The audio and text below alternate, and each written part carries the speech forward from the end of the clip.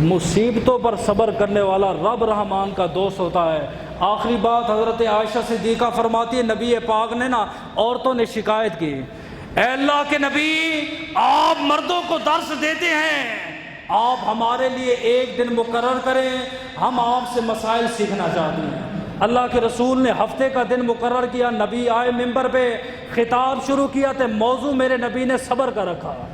عورت بے صبری ہوتی، یہاں تو مرد بے صبر ہے۔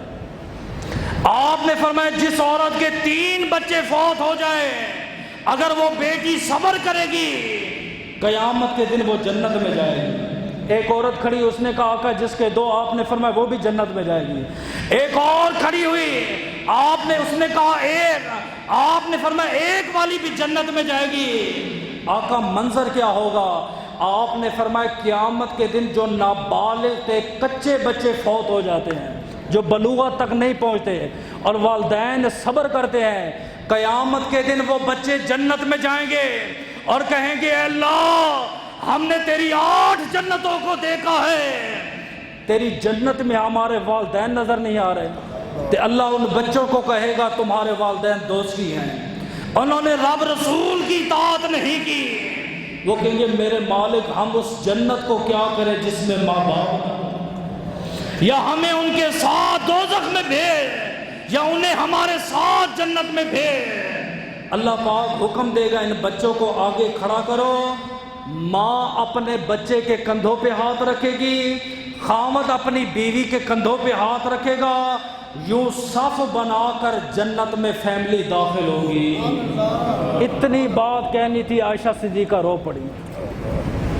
آپ نے فرمایا عائشہ صدیقہ کیا ہوا ہے؟ عرض کی آقا یہ تو ان کے لیے مسئلہ ہے جن کو خدا نے دی تے واپس لے لی، میں تو بے اولاد ہوں، مجھے خدا نے اولاد نہیں دی، میں نے دعائیں بھی مانگی ہیں، اب تو صبر کا دامن تھاما ہوا ہے، میرا کیا ہوگا؟ جو عورتیں بانجھ پن کا شکار ہیں ان بیٹیوں کا کیا ہوگا، ان ماؤں کا کیا ہوگا؟ میرے نبی کی نبوت کی آنکھوں سے آنسو نکلے۔ آپ نے فرمایا عائشہ رو مت، میں تجھے بتا دیتا ہوں قیامت کا دن ہوگا، بچے اپنے والدین کے سامنے کندھا جھکائیں گے، والدین کندھوں پہ ہاتھ رکھیں گے، بچے اپنے والدین کو جنت میں لے کے جائیں گے، اور میری امت میں جتنے مرد اور جتنی بیٹیاں بے اولاد ہیں قیامت کے دن میں محمد ان کے لیے اپنا کندھا جھکا دوں گا۔ ہر بے اولاد ماں، ہر بے اولاد باپ اپنا کندھا، اپنا رحمت کا ہاتھ میرے رحمت کے کندھوں پہ رکھے گا، میں نبی ان کے ہاتھوں سے پکڑ کے خدا کی جنت میں لے جاؤں گا۔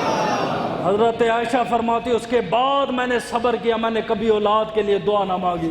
مولانا روم فرماتے ہیں اللہ نے ایک ماں کو 20 بیٹے عطا فرمائے، مسلمان تیرے گھر ایک ماتم ہوتا ہے پورا محلہ سر پہ تو اٹھا لیتا ہے، گلی تو بلا کرتا ہے، خیمے تو لگا لیتا ہے، ایک دفعہ غزوہ احد کو پڑھ کے دے، ایک دفعہ کربلا کو پڑھ کے دے، لاشوں کے یہاں سامنے ڈھیر لگے ہوئے ہیں لیکن آنسو نہیں ہے، حضرت چیخو پکار نہیں ہے، گلیاں بند نہیں ہوئے ہیں، محلے بند نہیں ہوئے ہیں، چیخو پکار نہیں ہے۔ میرے والد صاحب مفتی صاحب جب فوت ہوئے الزام لگا، وہ کہتے لگتا ہے سگی اولاد نہیں ہے۔ کیوں؟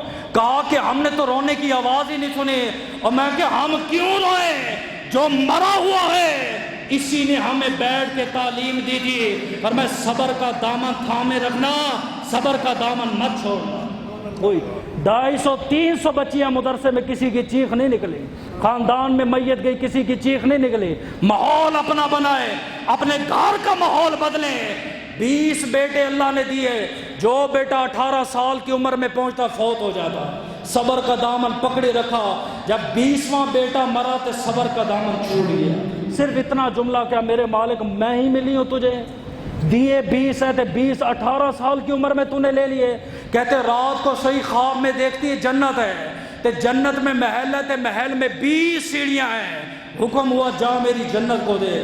20 سیڑھیاں چڑھ کے جب اندر گئی، 20 کے 20 بیٹے اس محل میں بیٹھے ہیں۔ اے اللہ یہ کس کے لیے ہے؟ فرمایا تیرے اور جنت کے درمیان 20 سیڑھیوں کا فاصلہ تھا، 20 سیڑھیوں کا فاصلہ تھا، میں رب نے تجھے 20 بیٹے عطا فرمائے، 20 کو موت کے گھاٹ میں اتارا، تو نے 20 کی موت پہ صبر کیا، رب نے تیرا ٹھکانہ جنت بنا دیا۔ دعا ہے اللہ عمل کی توفیق۔